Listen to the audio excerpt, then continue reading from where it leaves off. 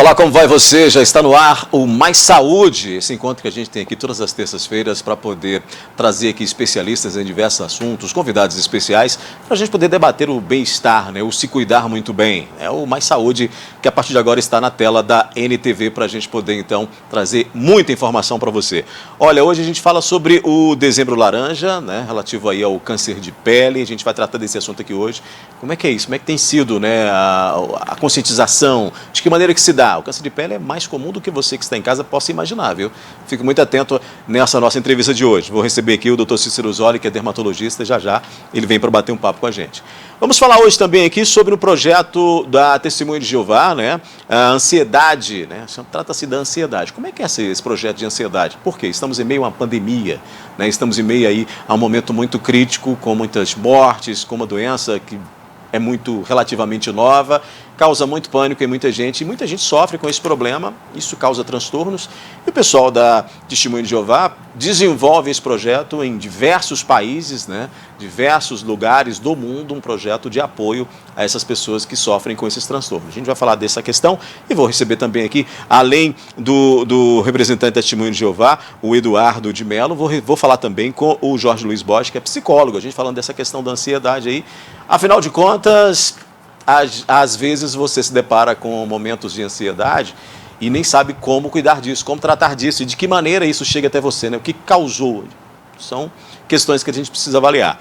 Falo também sobre a situação do Hospital de Campanha e da UPA. Vamos tratar desse assunto aqui hoje. Eu vou receber aqui o secretário de Saúde, né, que vem aqui hoje para poder conversar com a gente, o Carlos Rezende, e também o diretor da UPA, o doutor Elcio Moreira, que hoje vão estar aqui comigo para a gente debater esses assuntos. Participe conosco, 3821-4488, ou ainda você pode mandar sua mensagem no 99947-4515, que é nosso WhatsApp aqui da NTV.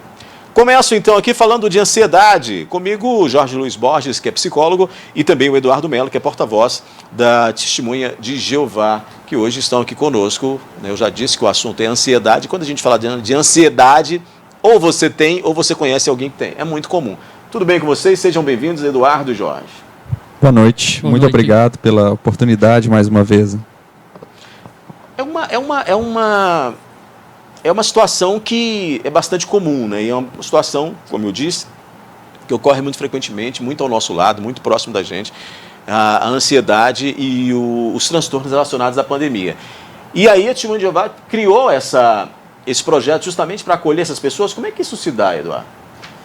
Certo, nós temos esse projeto, já desde o início da pandemia, nós já vemos fazendo campanhas para ajudar as pessoas, né? Uhum. E agora no mês de dezembro, estamos com uma matéria especial no nosso site, o site jw.org, onde ali está dizendo exatamente como lidar com a fadiga da pandemia. Uhum. Até esse termo fadiga da pandemia é um termo novo, foi criado exatamente por causa do que a pandemia em si está causando nas pessoas. Jorge, esse tipo de iniciativa, como é que a psicologia vê essas iniciativas de apoio, né? Como é que vocês avaliam esse tipo de projeto como esse da Testemunha de Jeová? É importante a gente tratar todo o tema relacionado à saúde mental com muita responsabilidade, porque é uma questão sempre complexa a gente aprender a diferenciar quais são os estados da mente, se eles são estados momentâneos, se eles são estados críticos, permanentes ou crônicos. Entender isso por um viés da área da saúde também é muito importante. Qualquer iniciativa, qualquer tentativa de ajuda é muito válida, porque nós trabalhamos sempre com o entendimento de que o sofrimento humano deve ser abordado dentro de um processo de tentativa e erro. Nós fazemos tentativas, nós estamos sempre numa busca constante. Então, esse apoio mútuo que existe de várias entidades, de vários órgãos, que tentam promover saúde de alguma forma, né, que tentam promover esse melhor estado mental para as pessoas, é muito válido e muito importante. Mas eu sempre coloco que tratar com responsabilidade, tratar com entendimento científico também, isso é fundamental. Porque não existe o pulo do gato a respeito da saúde mental. Não existe a receita de bolo. É um processo de tentativa e erro e a gente tratando com responsabilidade, a gente consegue sim ajudar as pessoas com essa união, com essa colaboração. Eduardo, diante disso que o psicólogo fala, dessa questão do tratar com responsabilidade, como é que é feito esse projeto? Porque aí quem está em Patos de Minas agora está imaginando como é que eu faço para participar disso. E de que forma esse acolhimento ocorre? Ele é por meio telefônico, virtual? Quais são os caminhos para chegar até esse acolhimento? Bom, esse acolhimento ou essa ajuda, ela é prestada através do nosso site. Então a pessoa pode entrar no nosso site, jw.org, e ali ela pode pedir uma visita, no caso agora uma ligação das Testemunhas de Jeová. Então a nossa sede vai encaminhar esse telefone para alguém aqui da região, aqui da nossa cidade. Local, né? Se for daqui de Patos, vai ser para alguém que mora perto da pessoa. E ela vai receber uma ligação onde ali vai ser dado ajudas, especialmente em sentido espiritual, trazendo o conforto que a Bíblia traz. É interessante que a Bíblia traz muitos relatos que traz conforto para essa época de pandemia que nós estamos passando atualmente. As pessoas estão muito isoladas e precisam ficar mais afastadas mesmo, né, Eduardo? E aí, pensando nisso que vocês criaram, ou esse é um dos princípios desse tipo de ajuda? Exatamente. É interessante notar que quando foi decretada a pandemia aqui em nossa cidade, aqui no nosso país, mesmo antes do governo baixar as normas sobre aglomeração e assim por diante, nós já passamos as nossas atividades tudo para no sentido online. Tanto as nossas reuniões, que eram presenciais, agora em online, as visitas que nós fazíamos de casa em casa, como muitos reconhecem as Testemunhas de Jeová, né? Passou a ser feita online também. A gente liga para números aleatórios e ali quando a pessoa quer nos ouvir, nós lemos relatos bíblicos. E o ponto mais importante, nós encaminhamos para o nosso site. Hoje o site JW está traduzido em mais de 1000 idiomas. É o site mais traduzido atualmente no mundo. Né? O Google é pouco mais de 300 idiomas. Então, ou seja, através do site ele tem muitas matérias. Inclusive, neste mês tem 2 matérias. Tem uma falando sobre como lidar com a fadiga da ansiedade. E uma outra que me chamou muita atenção agora é a pergunta, será que Deus causou essa pandemia? Ali analisa qual é o princípio da Bíblia sobre este assunto. Jorge, a gente tem uma situação que se estabeleceu e que durante muito tempo vai perdurar, ainda que tenhamos aí a vacina, tenhamos os cuidados, elas terão que continuar. Você acredita que com essa imunização deve diminuir essa questão da fadiga, essa questão de estarmos tão afetados, né, com a questão da ansiedade? Você acha que isso tende a diminuir? A gente já está evoluindo para melhorar? Ou o ser humano é tão complexo, né? Ou isso ainda pode ser pior? Como é que você avalia tudo isso? É um processo de adaptação sempre constante. É importante a gente fazer um pouco dessa análise social para compreender que essa pandemia nada mais é do que um processo em que o ser humano precisa se reinventar, precisa criar novos meios, precisa encontrar formas de estar melhor, de buscar mais ajuda, de focar mais na saúde física e mental para conseguir enfrentar essas dificuldades. Diante de qualquer eventualidade, o sistema é quase sempre o mesmo. Ele requer muita energia de adaptação. Ele requer muita reinvenção e reorganização das rotinas. É claro que, inevitavelmente, a gente tem percebido que o que tem acontecido são pessoas desobedecendo, todas essas restrições, isso tem acontecido. Mas isso também é um sinal de que o ser humano continua sendo, e sempre será, e sempre foi, um ser social que tem urgência para voltar para esse convívio. Então, a gente entende que, falando não só em nome de uma psicologia ou de uma ciência, mas também compreendendo e estando dentro desse processo e dessa dificuldade, que, mesmo com a vacina, nós ainda vamos permanecer em estado de adaptação. Só que, obviamente, hoje nós estamos muito mais adaptados, a gente se virou ao longo desses meses para conseguir estar melhor. E aqui estamos, alguns burlando mais as regras, outros mais bem adaptados com o processo, mas ainda assim ansiosos para voltar para um ritmo anterior, para voltar para um ritmo de convívio normal. E assim a gente vai, tropeçando ou não, vai conseguindo passar por esse processo. Alguns com mais dificuldade, outros menos, mas sempre chamando atenção para que esses cuidados com a saúde mental e física são essenciais, independentemente do momento que a gente está vivendo. O Eduardo e Jorge, né? A Neuza está parabenizando a vocês aí por falarem desse assunto. Ela falou que não é testemunho de Jeová, mas acha importante o trabalho que vocês fazem, esse trabalho que você está dizendo. E o Kesney está dizendo que gosta muito de ler a Bíblia e no site JW tem a possibilidade de ler ou de baixar a Bíblia? É uma pergunta, na verdade. Ele quer saber se lá tem como baixar a Bíblia ou ler através desse site que você anunciou, que é o JW, não é isso? Isso, jw.org. Tem sim. Inclusive, nós temos a Bíblia ali para ser baixada. Você pode baixar ela para sua leitura, pode baixar o áudio da Bíblia, que tem ela como áudio também. Não só no português, como a Bíblia tem vários outros idiomas, né? Então fica à disposição e é gratuito. Né? Uma leitura virtual. Uma leitura virtual, exatamente. Jorge, tem pergunta por aqui também para você. Olha, a Eliana, ela está dizendo o seguinte, que ansiedade ela sempre teve, mas que isso piorou bastante com a pandemia por causa das preocupações. E ela quer saber qual que é o caminho, o que ela busca para poder amenizar essa situação. É possível dizer um caminho? É interessante essa busca pelo caminho. E é exatamente essa ansiedade por acabar com os estados alterados da consciência. Que estados são esses? Seja ele de tristeza ou de qualquer sofrimento, as pessoas têm essa necessidade de acabar com esse sofrimento o mais breve possível. Isso faz com que elas busquem respostas muito imediatas, respostas muito práticas. E, na verdade, é um exercício, é uma prática. Vai te exigir. Ou seja, o sofrimento já me exige. O sofrimento já me desgasta. Porém, se eu não entrar num processo de sacrifício, porque é sacrificante, é extenuante, eu também lutar pela minha saúde, buscar que seja uma leitura, que seja uma outra forma de lidar com essa minha angústia, requer energia. É preciso entender que esses estados da mente, eles são profundamente perturbadores. E não existe um passo imediato para que isso simplesmente se resolva. Aprender a lidar com isso, e aí vai da busca individual. Cada pessoa vai fazer uma tentativa para estar melhor. O que te faz bem? O que você vai se propor a buscar para estar um pouco melhor dentro dessas dificuldades que a pandemia trouxe? Então, essa busca é algo que se faz necessário, é uma demanda. Ninguém pode fazer isso por você, né? E não também, tem uma receita de bolo, né, Jorge? Não existe uma receita de bolo, e é aí que está o perigo, porque vendedores de receita sempre aparecem. E a gente não pode... porque é extremamente frustrante também.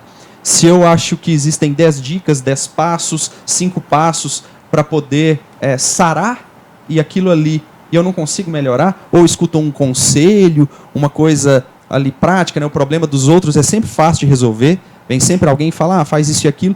Mas, de repente, a pessoa se depara com não conseguindo sair daquele estado, a frustração é muito maior. Então, é preciso ter cautela e muita paciência com esses momentos de dificuldade que a gente enfrenta. Eduardo, o ser humano é muito próprio nosso, quando a gente tem perdas e quando a gente enfrenta dificuldades, procurarmos Deus, procurarmos a religião. Tem gente que fala que a gente ou procura pelo amor ou pela dor, né? Você percebe isso, de uma maior procura das pessoas por se aproximar do espiritual, do aconselhamento, nas próprias igrejas, na própria Testemunha de Jeová? Percebe-se isso? É possível? Percebe-se sim. Tem aumentado, né? Tem aumentado. Essas ligações que nós temos feito, aleatórias, as pessoas têm prestado muito mais atenção. Até já teve relatos de pessoas que diziam que quando nós batíamos na porta, não nos ouvíamos, mas que quando nós ligamos, elas sentiram prazer em nos ouvir, em procurar um conselho bíblico, uma publicação que pudesse ajudá-la. Então, realmente tem feito as pessoas pensarem mais em Deus. Eduardo, com a pandemia, agora nós temos onda verde, embora estejamos aí a um passo de voltarmos para a onda amarela, nós ainda estamos em onda verde. As reuniões continuam ocorrendo, estão suspensas ainda. Como é que está a situação na Testemunha de Jeová? Não, nossas reuniões continuam ocorrendo. É igual eu te comentei, né? Desde quando se fala em pandemia no Brasil, as nossas reuniões passaram a ser virtuais, tanto a do meio de semana como a do final de semana. Então elas não foram interrompidas. E a nossa pregação também, ela não foi interrompida, passou a ser feita de maneira virtual. Então, aqueles que desejarem assistir alguma reunião nossa, é gratuita, não se pede coleta, nada disso, é só entrar no site jw.org, ali vai dar o endereço de uma reunião mais perto da casa da pessoa. Presencial não tem ocorrido ainda nessa pandemia. Não, Tá presencial não, tudo suspenso. Porque algumas igrejas voltaram, né? Voltaram Algumas sim. religiões voltaram. Jorge, é possível um consenso de entender que esse tratamento ou essa melhora da situação em meio a uma pandemia, de uma ansiedade, né, de uma angústia que nos ocorre, há um entendimento aí do psicólogo que a busca pela religião nos é saudável ou isso para a psicologia depende muito de situações, de pessoa para pessoa ou de denominações religiosas? É preciso ter uma certa atenção com as imposições, porque aquilo que te toca, aquilo que te comove, aquilo que te faz bem, não necessariamente vai fazer bem para o seu colega, para o seu familiar. A imposição, infelizmente, ela gera muito sofrimento. Se eu faço uma leitura e acho que você tem que fazer essa leitura e você tem que fazer essa leitura, eu vou, de certa forma, te fazer essa imposição drástica e que não necessariamente vai te fazer bem. Às vezes eu encontrei numa religião, ou numa leitura, ou encontrei numa prática espiritual algo que me faz muito bem, que me deixa melhor, que me traz um estado mental melhor, mas não necessariamente aquilo aplicado a uma outra pessoa vai surtir o mesmo efeito. Então, quando eu falei no início sobre responsabilidade, na hora que a gente vai falar sobre saúde mental, saúde física também, nesse conjunto, é preciso ter essa responsabilidade. É preciso entender as diferenças. O problema do outro realmente parece ser muito fácil de ser resolvido. Então, como que eu vou dizer que determinada pessoa só precisa seguir esse ou esse passo ou ir em tal lugar para estar bem?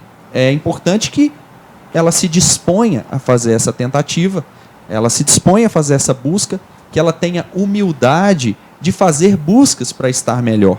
Isso é muito válido. A imposição, não. Inclusive, ela pode aumentar a ansiedade, porque se eu busco e por acaso eu não encontro a resposta que o meu colega encontrou, talvez eu fique até pior.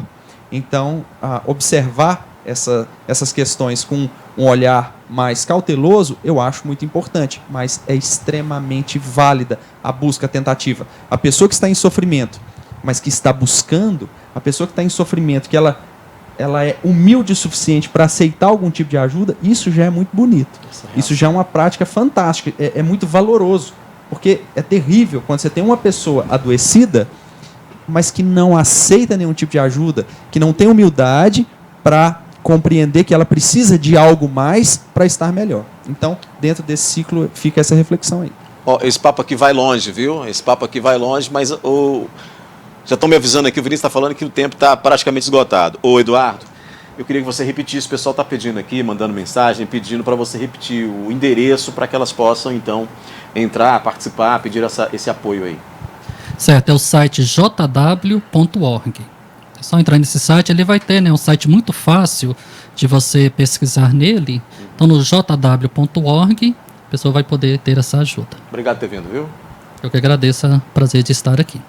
Jorge, você, como sempre, um parceiro de primeira hora, né, trazendo aí conteúdo aqui para os nossos debates.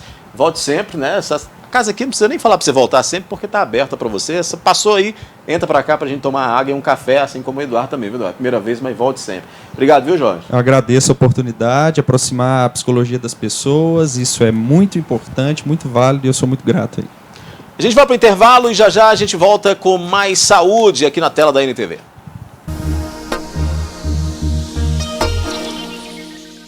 Nós já estamos de volta com mais saúde e agora a gente fala sobre a situação da saúde pública em Patos de Minas, né? Vamos falar de UPA e vamos falar de hospital de campanha, desses cuidados que estão realizados aí durante a pandemia, dessas dificuldades e também das ações que estão sendo tomadas com relação a tudo isso, né? Eu estou aqui com o secretário municipal de saúde, o Carlos Rezende, e também com o Elcio Moreira, que é diretor da UPA, que hoje vem aqui para a gente trocar ideias sobre tudo isso. Tudo bem, secretário? Seja bem-vindo de novo. Tudo bem, Adair? É um prazer estar novamente aqui com vocês. O doutor Elcio, ele deu uma sumida. A gente falou mais vezes, né? Estamos trabalhando tanto, né, Adair? Né? A gente está trabalhando muito. Corrido, mas né? seguimos aí na luta, né? Sempre à disposição de vocês. Agradecemos novamente o convite e a companhia aí de todo mundo em casa. Secretário, Patos de Minas passa por uma situação que é diferente nessa pandemia com relação aos atendimentos, porque o hospital de campanha, o hospital regional suspendeu o atendimento Covid, né? E aí o hospital de campanha cada vez mais necessita de estar atuando para poder suprir essa necessidade para a população de Patos de Minas. Como é que está hoje a situação? Nós estamos com leitos esgotados, temos leitos sobrando. Como é que está essa situação hoje no hospital de campanha? Bem, Odair, teve aquele primeiro momento em que tínhamos em Patos apenas os leitos do hospital regional, que não tínhamos ainda o hospital de campanha. Felizmente nós conseguimos montar um hospital de campanha e que deu um suporte maravilhoso, porém, neste momento nós estamos sem os leitos Covid do hospital regional. É uma situação bastante preocupante. Nós estamos com a ocupação de leitos no hospital de campanha, leitos de UTI, girando em torno de 60%, chegando até 70%, 80%, né, porque há uma sazonalidade muito grande. Isso nos preocupa muito, porque nós perdemos 19 leitos do hospital regional, 10 leitos de UTI e 9 leitos clínicos. Então, é muito preocupante, uma vez que estamos vivendo um momento de ascendência na pandemia. Está aqui o Dr. Elcio, que é diretor da UPA. Nós temos lá uma média altíssima de atendimento no centro Covid da UPA, de pessoas com sintomas de Covid. Até porque, doutor Elcio, nesse último mês, ali, início de novembro até hoje, nós tivemos um aumento muito considerável de número de casos e a UPA é aquela porta de entrada, né? Sem dúvida. A UPA é o termômetro, né, de como está a pandemia aqui no nosso município. E a gente tem eu e o Dr. Carlos chegamos a conversar no final do mês passado em relação à expectativa de tempo que a gente ia permanecer com o centro de atendimento à Covid, ao hospital de campanha. Chegamos até a falar sobre a possibilidade, até quem sabe, de fechar esses leitos para frente dentro de alguns meses. E a gente foi pego de surpresa, porque a nossa intenção era que realmente fossem diminuindo o número de casos, e o que a gente viu foi totalmente o contrário. Desde a segunda semana de novembro, tem aumentado expressivamente o número de atendimentos. Inicialmente, aumentaram apenas o número de atendimentos. Fizemos até algumas reportagens sobre isso, falando que não tinha aumentado ainda o número de internações, mas agora não. Nós já aumentamos o número de atendimentos, mantemos um número de atendimentos muito altos e ainda aumentamos o número de internação e de pacientes graves. Então, todos os dias, a gente passou vários dias chegando à UPA com 2 pacientes, super tranquilos. Muitos dias lá não tínhamos nenhum paciente com Covid. E agora, todos os dias, nós temos de 4 a 6 pacientes que ficam na UPA para estabilização até o direcionamento para o hospital de campanha. Boa parte deles testa positivamente. Boa parte deles testa positivo. Infelizmente. Secretário, há uma possibilidade, porque eu tenho visto, acompanhado, pelo menos 3 chamamentos, se não me falha a memória, da FHEMIG, né, chamando profissionais, abrindo vagas para profissionais da saúde, justamente para Patos de Minas, para suprir essa necessidade. Há uma possibilidade desses leitos serem reabertos, porque até então o que eu sei é que não teve procura por essas vagas, né? Então, Adair, me lembro que quando montamos o hospital de campanha, nós chegamos a fazer, se não me falha a memória, 13 chamamentos públicos até conseguir montar uma equipe, porque não é fácil. Não é fácil. E neste momento em que os profissionais de saúde já estão esgotados, a maioria já não está conseguindo mais aumentar a sua jornada de trabalho, porque trabalham muito, os profissionais de saúde trabalharam demais nesse ano. E um momento também em que as outras comorbidades, que não Covid, né, teve um acréscimo muito grande dos atendimentos, porém com a situação muito mais grave dos pacientes. Está aqui o Dr. Elcio, que a gente percebe lá na UPA, até porque o hospital regional está sem realizar as cirurgias e procedimentos eletivos desde março. Então, foi criando-se uma demanda reprimida. Nós temos hoje na Secretaria de Saúde uma fila de espera para o hospital regional superior a 1.300 pessoas. E muitas dessas pessoas perderam, inclusive, o risco cirúrgico, o exame, né, que o município tinha já realizado. E essas pessoas estão voltando mais graves, numa situação muito mais grave. Antes, o que seria um procedimento relativamente simples, agora está necessitando de ter uma cirurgia, muitas vezes, de grande porte, né, doutor Elcio? Sem dúvida alguma. Então, é muito complicado, porque hoje nós temos o agravamento das outras doenças. Né? Houve um momento em que as próprias pessoas se ausentaram, afastaram seus tratamentos, somado à ausência das cirurgias eletivas do hospital regional e com os problemas da Covid, então a demanda do profissional de saúde foi muito grande. Né? A gente vê vários médicos já e enfermeiros, técnicos de enfermagem que já estão à beira de uma estafa. Né? Porque, exemplo, quando a gente perde 2 médicos que deixam de atender na UPA por atestado médico, por exemplo, por questão de saúde, nós não podemos contratar de imediato. Nós não temos equipe reserva. E sobrecarrega quem Sobrecarrega os outros, que tem que dobrar plantão. Então tem médico que passa 2, 3 finais de semana trabalhando, além de trabalhar a semana inteira. Exaustivo, então muito né? estafante, muito exaustivo. Doutor Elcio, aí é aquela questão, né?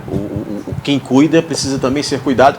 E se eu, que não sou da área médica, já estou sufocado com tanta informação, com tanta notícia sobre Covid, eu imagino quem está lidando com aquilo o dia inteiro. O dia todo, Em relação à saúde mental dos profissionais de saúde, a gente tem encarado aí um grande problema, né? A gente teve no início um grande afastamento por conta de profissionais contaminados, né? Foi a primeira parcela da população que teve uma contaminação expressiva. Em seguida, a gente teve um momento de platô, de estabilidade. Agora, no último mês, a gente também teve um aumento da contaminação. Então, muitos profissionais se afastaram por conta da contaminação por Covid. Mas o maior problema que nós temos hoje é o esgotamento mesmo do profissional, é o burnout, né? É a pessoa que ela está com estafa, ela está estressada. Geralmente, as pessoas que trabalham com Covid, ela trabalha só com Covid. Ou seja, ela tem que trabalhar o dia todo paramentada, com avental, com macacão, com máscara, com óculos, com face shield. E isso tudo, né? Então esse paramento completo, o medo que a gente tem de pegar uma doença e de levar uma doença para casa, o medo de quem já teve se reinfectar. Então cansativo. A gente tem muita questão emocional envolvida e isso esgota muito a gente. E fora isso tem uma pressão, né? Eu, como gestor da UPA, por exemplo, acaba que a gente tem uma pressão nos profissionais porque a gente precisa de médico. A gente precisa de médico para atender a população. Então eu sei que está todo mundo cansado, mas eu preciso que todo mundo se empenhe ao máximo, faça extras para atender a população, porque a demanda tem aumentado muito. Então, por mais que eu sei que realmente a pessoa está muito cansada, está esgotada, está fazendo aí 5, 6 plantões por semana, eu preciso que às vezes ela faça mais um plantão extra, mais um final de semana, porque a gente precisa de assistir a população mesmo. Deixa eu fazer um intervalo bem rapidamente e já a gente volta falando com o diretor da UPA, Dr. Elcio Moreira, e também com o secretário Carlos Rezende aqui sobre essa situação da Covid em Patos de Minas. Volto já. Nós estamos de volta com o Mais Saúde. Hoje eu converso aqui com o Dr. Elcio Moreira, diretor da UPA, e também aqui do meu lado o secretário de Saúde, Carlos Rezende, que hoje vieram para a gente falar dessa estrutura hospitalar e desse trabalho que tem sido desenvolvido no Hospital de Campanha e UPA.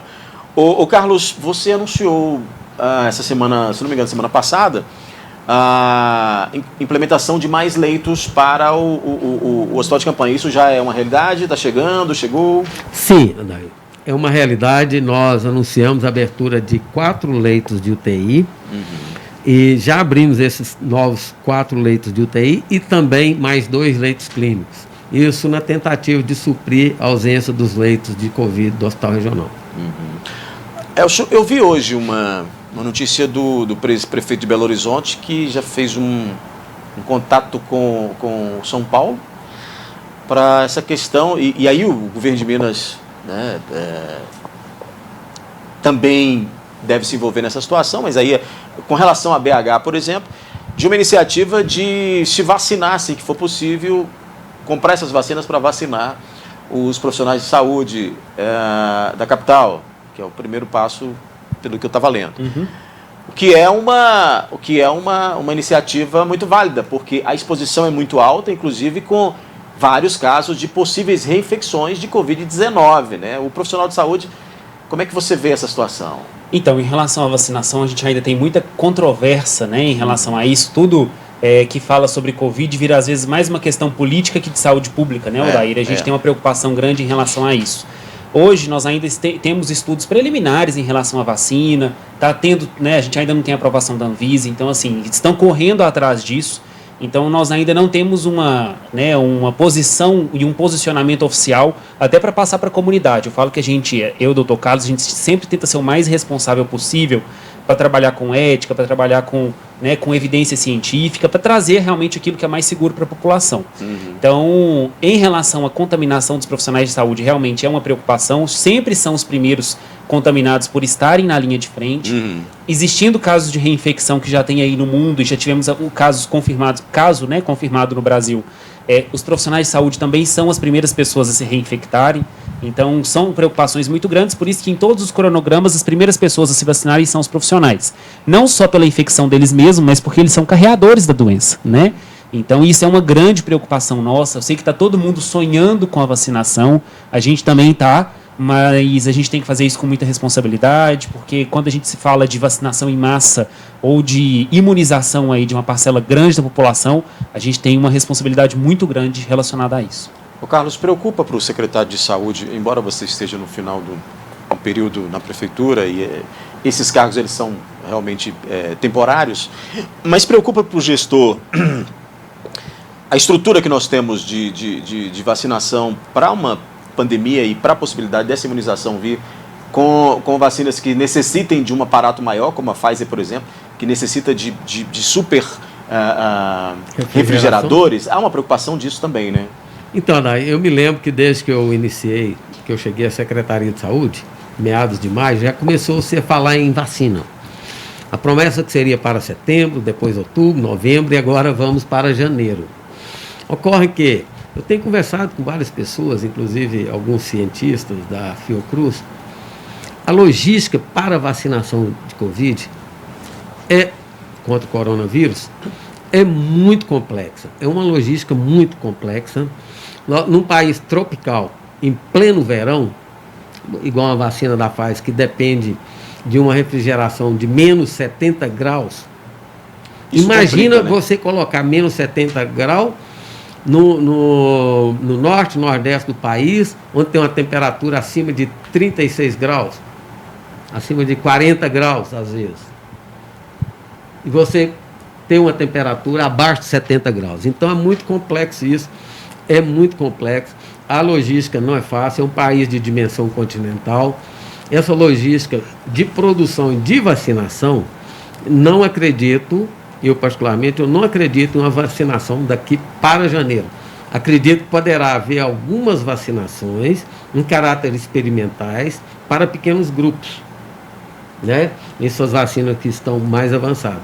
Mas de forma a imunizar uma parcela significativa da população, inclusive os profissionais de saúde, as pessoas do grupo de risco, os idosos, eu acho que pela logística que a gente tem visto comentar, é de no mínimo 3 meses. Seria mais uma ansiedade nossa do que propriamente uma estrutura já estabelecida com data, né, que não é possível fazer. Cria-se uma expectativa e depois vai adiando. Eu acho que isso não é legal. Bom, eu não tenho mais tempo, estão me falando aqui que esgotou, mas assim, quando a gente recebe eles separadamente, o assunto já flui, imagina os dois juntos, né? Obrigado, secretário Carlos Rezende, obrigado também, doutor Elcio. Voltem sempre, viu? Eu que agradeço a vocês a oportunidade de prestar informações à população. Agradecemos muito, Odair, a equipe da NTV, a gente se coloca sempre à disposição e pedimos para o pessoal de casa, né, sempre a colaboração. Sabemos que está todo mundo cansado, exausto, no entanto a gente precisa sim continuar firme nas medidas preventivas, lembrando que as medidas preventivas são as únicas, né, que podem prevenir realmente a doença e com isso prevenir nosso adoecimento. Então vamos continuar nos cuidando, né, e se precisar procure ajuda, pode procurar a gente. Muito bem, o recado está dado, hein? Fique muito atento e nada de aglomerar e evite também, inclusive, essas situações que possam provocar ainda mais casos de Covid, como o doutor Elcio e o secretário acabaram de dizer, que tem aumentado cada vez mais e dificultando os atendimentos na nossa estrutura de saúde. Vou fazer um intervalo, já a gente fala de câncer de pele. Vou receber aqui o doutor Cícero Zolli para a gente tratar desse assunto. Fica aí.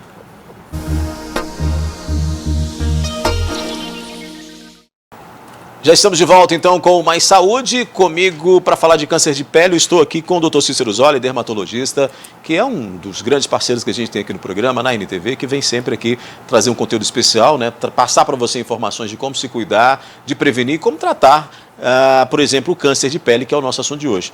Doutor, tudo bem? Seja bem-vindo novamente ao programa. Obrigado, eu que agradeço.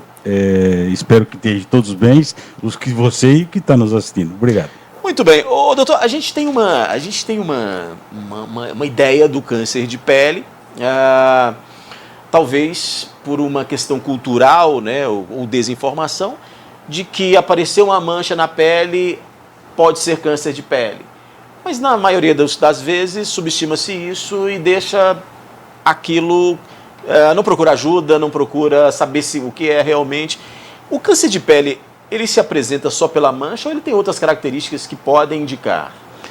Olha, o câncer de pele, a gente classifica em dois tipos. O tipo melanoma e o não melanoma. O melanoma, ele quase sempre se manifesta com uma mancha enegrecida, podendo ser marrom, não é regra, né? Uhum. Varia-se. Mas uma mancha enegrecida, uma pinta que muda. E o não melanoma, causado pelo sol, esse sim tem uma variação enorme de manifestações. Pode ser uma mancha, pode ser uma casca dura, pode ser uma lesão semelhante a uma espinha, pode ser uma lesão que parece um cisto, uma retenção de líquido, enfim, pode ser uma cicatriz, a aparência de uma cicatriz.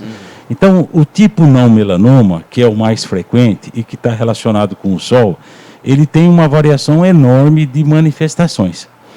Lógico que para a gente fazer o diagnóstico, a gente é treinado para isso depois de muitos anos. Mas o que a gente pode levar para as pessoas, uma coisa muito simples, fácil, é quando a gente diz que aquela lesão modificou o aspecto. Então, você tem uma mancha, você tem uma ferida, você tem qualquer coisa, e ela não muda absolutamente nada, não tem problema. Agora, se você tem uma manchinha, ela era marrom, ela era lisa, de repente ela fica áspera, cascuda, inflama, dói, mudou o aspecto, tem que ser visto. Se a pessoa tem no rosto, ela faz a barba, o homem faz a barba constantemente, nunca acontece absolutamente nada. De repente ele passa a lâmina ou vai se enxugar, sangra um pouquinho. Poxa, pode ser que ele se machucou, mas se isso repete uma semana, 2, 3, um mês, não é a barba. Então, um sangramento inesperado, uma espinha que não sara, uma ferida que sangra, volta no mesmo lugar, essas coisas, essas modificações têm que ser avaliado e aí a gente consegue, às vezes, fazer um diagnóstico bem precoce, bem inicial. Nós temos, inclusive, algumas imagens, eu pedi ao Vinícius para colocar para a gente, tem alguns exemplos que a gente buscou aí, doutor, por exemplo, este de uma mão, ó. Essa mão, pela foto fica difícil, mas aparece uma lesão cascuda, grossa, áspera, é uma lesão de ceratose, possivelmente uma lesão pré-câncer. Poderia indicar. Né? Poderia indicar. Então, uma lesão dessa, veja que os outros dedos e o dorso da mão não estão assim também comprometidos. Então, quer dizer, isso é uma coisa diferente. Aqui são 3 exemplos bem distintos. Essa pinta escura, né, que a gente vê à nossa direita, é um aspecto de melanoma. Então, esse melanoma, que é o tumor mais grave e felizmente menos frequente, ele quase sempre aparece com lesões enegrecidas. E elas também têm como característica a mudança de forma. Alguma coisa assim, por exemplo, você imaginar uma linha mediana, vertical, horizontal, uma metade da mancha não é igual à outra. A borda sempre tem um borradinho, veja na porção superior, parece um chocolatezinho derretido. Assim, ela deve ter um crescimento. Se você perguntar para o paciente, não, ela está crescendo. Então, são critérios que a gente usa e indica a remoção, faz o exame anatomopatológico, a biópsia, e a gente tem um diagnóstico bem preciso. Ali da esquerda para a direita, doutor, esse com amarelo, volta para mim, Vinícius, é o carcinoma basocelular. Que é o mais comum, é o menos agressivo, mas não deixa de ser uma agressividade. Se não tratar, isso vira uma úlcera do tamanho, assim, muito grande, desfigurante. É causado pelo sol e o tratamento é a remoção cirúrgica. Tirou, sarou, acabou. Se ele ainda é muito pequeno, a gente pode até tentar tratar com ácido, com procedimentos não invasivos, não cirúrgicos, mas eventualmente, se ele já atingir uma certa profundidade e largura, faz a remoção cirúrgica. O do meio é o carcinoma espinocelular. É um carcinoma também relacionado com o sol, um pouquinho mais agressivo que o basocelular, que também, igual o baso, ele sempre manifesta como uma lesão pré-câncer.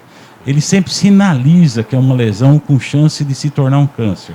Se a gente conseguir passar isso para as pessoas, se as pessoas conseguirem procurar o médico na hora certa, ninguém ia ter mais câncer de pele, porque ninguém vai dormir bem e amanhece com tumor no outro dia. Ele sempre sinaliza com uma lesão que a gente sabe que ela é indicativa de transformação maligna. Então, se a pessoa às vezes tem a felicidade de procurar o médico, a gente consegue tratar com remédio e não se torna uma lesão tumoral propriamente dita. Eu tenho uma pergunta aqui, enquanto o Vinícius passa a outra imagem, tem uma pergunta aqui da Cássia, ela está perguntando se é verdade que pessoas com a pele mais clara têm mais disposição para ter câncer de pele. É verdade isso? Sim, é verdade. O câncer de pele não melanoma, ele é 100% relacionado com o acúmulo de sol que a gente tomou durante uma vida. E esse acúmulo é mais intenso e danoso para as pessoas que têm a pele clara, os olhos claros e que teve muito sol. A pessoa da pele negra, ela tem muita melanina e ela tem mais resistência a esse tipo de câncer relacionado com o sol. Diferentemente do melanoma, que é essa pinta que a gente está vendo, que é uma suspeita de melanoma. Veja que ela tem duas cores, um enegrecido no meio. Essa também é uma suspeita de melanoma. Essa não tem muito a ver com o sol. É um tumor que tem muito a ver com a genética e ela tanto pega pessoas claras quanto pessoas da pele mais escura. Isso. Tem outra imagem aí, Vinícius? Ou é isso? Temos essa. Aí é uma mão, veja que uma pessoa da pele clara, com essas manchas enferrujadinhas. Aí quando a gente examina, a maioria dessas manchas são lesões completamente inofensivas. Se elas forem lisas, indolores. Agora, se de repente uma dessas manchas, uma, duas ou várias, começar a ficar áspera, cascudinha, como se fosse um canto de unha dura, em que você cutuca, parece que ela está dando uma espinhadazinha. Isso já é um sinal de que ela poderá virar um câncer de pele. Essa seria a hora exata, precisa, correta de procurar orientação médica. Daí a importância do Dezembro Laranja, né, doutor? Dessa conscientização das pessoas ficarem atentas para que esse tipo de situação que pode ou não pode ser, seja verificada, né? Eu acho muito importante isso, porque a gente acaba que concentra muitas informações e chama a atenção das pessoas. Mas o que a gente tem que deixar claro é que a educação para a saúde, seja o Outubro Rosa, o Dezembro Laranja, a saúde é um dom primário que a gente tem que ter, e só a educação poderá levar à diminuição do sofrimento das pessoas. Então você vê que o câncer de mama, quanto tempo a gente tem falado para a autoavaliação, o autoexame? Ninguém conhece o próprio corpo como a própria pessoa. Nem médico, nem é ela que tem que se examinar. O autoexame, a orientação, a educação vai fazer com que ela conheça esses pequenos detalhes, esses pequenos critérios, e ela consegue nos ajudar muito. Quando muda, por exemplo, o nódulo na mama, quando muda o aspecto de uma pinta, quando muda o hábito intestinal. De repente a pessoa tem um hábito intestinal que nem um relógio. Mudou o hábito intestinal, algo está errado. Tem que ser avaliado. Não pode ficar pondo culpa no feijão, no tempero, no louro. Mudou uma pinta, tem que ver. Não pode pôr culpa no sol, na pescaria do fim de semana. Então, qualquer coisa que muda no nosso corpo, a pessoa, assim, que não resolve uma semana, duas, um mês, tem que procurar orientação médica. Então, quando vem esses meses, essas tônicas de falar do laranja, do rosa, do roxo, eu acho muito importante. Desperta, né? Desperta. E a gente faz essa prestação de educação para a saúde, que é o único jeito da gente, assim, aliviar um pouco a dor, o sofrimento, é fazer o diagnóstico precoce. No caso do câncer de pele e outros cânceres, as cirurgias são menores, os sofrimentos são menores, a cura é quase que 100% e custo financeiro também é muito barato. Doutor, tem uma pergunta aqui para a gente finalizar, que é da Cileide. Eu achei interessante a pergunta dela com relação à frequência no sol. Ela disse que tem a pele bem clarinha, é quase albina, e quer saber, nesse caso, no caso dela e de outras pessoas, qual que é o fator de protetor solar indicado, né? Ela se chama Cileide. Cileide.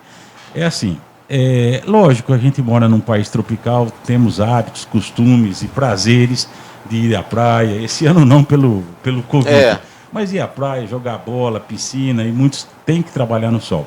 Então o sol, a gente pode sim se divertir, com moderação. Usar um protetor solar, se você é branquinha, usar um protetor acima de 50, 70, passar ele bem passadinho, uns 20 minutos antes da exposição solar, e nunca se expor entre 10 e meia, 11 horas da manhã até as 5 da tarde, que é o horário de maior incidência da ultravioleta. Outra coisa, se você estiver ou praticando lazer, nadando ou trabalhando, que você transpire, esse filtro tem que ser retocado, porque ele vai embora com suor e daí 1, 2 horas você está desprotegida. Então, não esquecer de fazer essa reaplicação. E as crianças também tem que ser usado protetor solar. Antigamente, acreditava-se que o sol na infância era um sol inofensivo. Hoje a gente sabe que o sol é acumulado. Todo dia, 10, 15 minutos, 1 hora, 2, numa vida, num mês, em 10 anos. E quem tem essa herança de pele clara, certamente vai ter algum tumor de pele. Então, se a gente começar a economizar a exposição solar nas crianças ou usar o protetor solar, melhor a gente vai ter lazer e uma vida saudável no adulto. Então, quem toma sol, ou por trabalho, ou por lazer, mais intensamente, tem que usar protetores mais potentes, 50, 60, 70. Quem fica mais na área coberta e que sai esporadicamente para ir para casa, voltar, só as idas e vindas, bastam 30. Abaixo de 30 é muito fraquinho. Passar bem passado, que seria assim uma quantidade como se fosse uma colher de sobremesa no rosto todo e uma colher de sopa no braço. Bem passado, bem distribuído, esperar uns 20 minutos para ele dar uma fixada e aí sim você está protegido. Muito bem. Dicas importantíssimas aqui do Dr. Cícero Zolli. Doutor, obrigado por ter vindo. A gente tinha muito mais questionamentos. O pessoal que mandou mensagem aqui, a gente fica devendo, mas não dá tempo, né, de atender todo mundo. Volte sempre, viu, para a gente falar desses assuntos. Eu agradeço demais teu convite e espero ter a oportunidade, mas se as pessoas quiserem alguma dúvida a mais, podem entrar no site lá do Hospital Atual e deixar sua pergunta lá, ou no nosso Instagram, e a gente tem o prazer de responder. Que a única coisa que o médico pode oferecer é educação para a saúde e, com isso, aliviar o sintoma, a dor de muitas pessoas. Agradeço, aproveitando, desejar um bom Natal, bom Ano Novo, agradecer aos pacientes que depositaram confiança a nós, no nosso hospital, em você, a NTV, e saúde para todos e menos Covid. Menos Covid, por favor. Obrigado, boa noite. Olha, e assim então a gente encerra o nosso programa de hoje. Mais Saúde volta a semana que vem com mais convidados especiais, com muita dica, com muita informação para você. Agora quem chega é Jéssica Andrade, né? Divide a tela comigo. Jéssica que vem com muita informação. Tudo bem, Jéssica? Você tem o costume de pegar um sol, mas se cuida bem aí? Boa noite. Oi, Odair, boa noite. Estou ligada às informações do Mais Saúde, até porque essas questões de pele me interessam muito, viu? Não posso tomar sol que eu tenho reação alérgica. Tem que ficar atenta, né? Principalmente, né? Com reação alérgica, aí tem que ficar mais... Aí é uma outra pauta para o Dr. Cícero Zolli vir aqui falar com a gente. Pessoas que têm alergia ao sol, tá bom? Jéssica, então vai de lá. Afinal de contas, o NTV News pede passagem. Obrigada, Odair, boa noite.